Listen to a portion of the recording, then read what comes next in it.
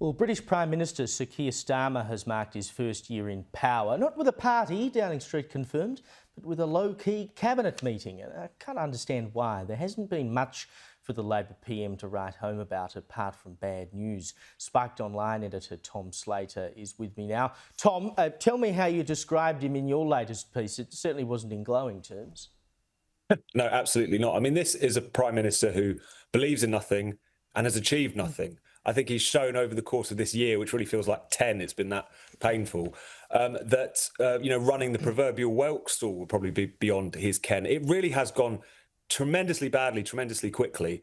And I think it's just a complete repudiation of all the people who said when this government came in, replacing the Tories, supposedly that kind of Brexity populist blip was over. We were going back to politics as usual. Well, it turns out politics as usual is useless, and he's breaking records for unpopularity at this point.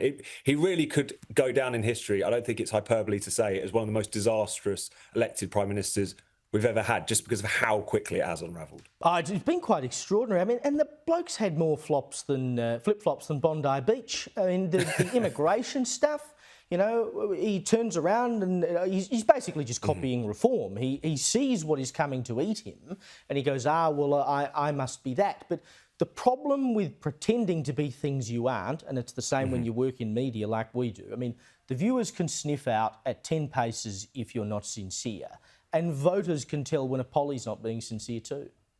No, absolutely. And that was one of the most humiliating U-turns recently. He gave this big set-piece speech on immigration where he said if we continue down this road of high immigration, low integration, we're going to become an island of strangers. All the usual suspects got very upset by this. There was a lot of ostentatious offence taking. And in recent interviews, he said that he regrets it, that he didn't read the speech beforehand, threw his speechwriters under the bus. And I think what we've seen with Keir Starmer is this is a man whose only consistent political view has been that he would quite like to be Prime Minister. Now he's like the dog that caught the car. He doesn't know what to do with it. And I think that's why we're seeing it all just become such a mess so quickly.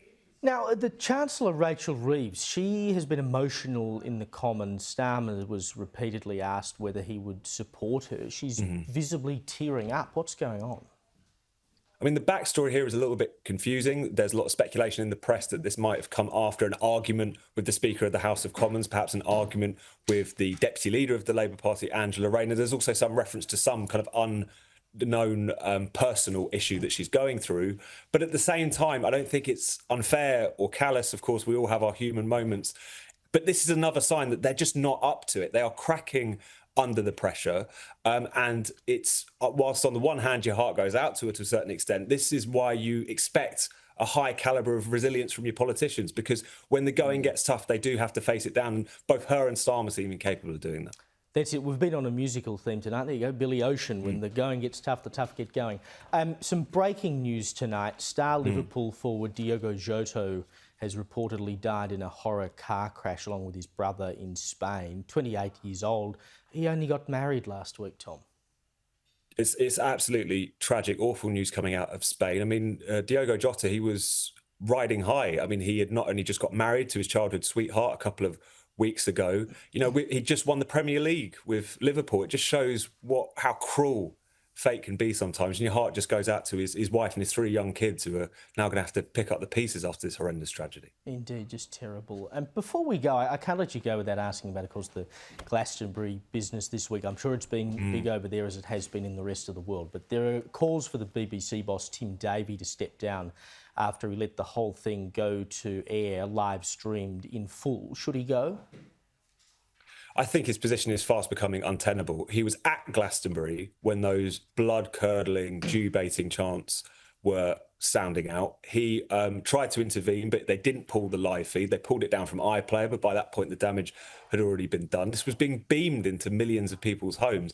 And it's not the first time something like this has happened. The BBC has had one scandal after another. It seems to be institutionally blind, at the very least, towards anti-Semitism and the kind of hatred we've seen expressed. I think my only kind of concern or caveat is that this is clearly not necessarily from Tim Davie. There's a broader problem, is that kind of Israelophobia, anti-Israel prejudice is the water that people at the BBC swim in, and that's a big problem to try and tackle.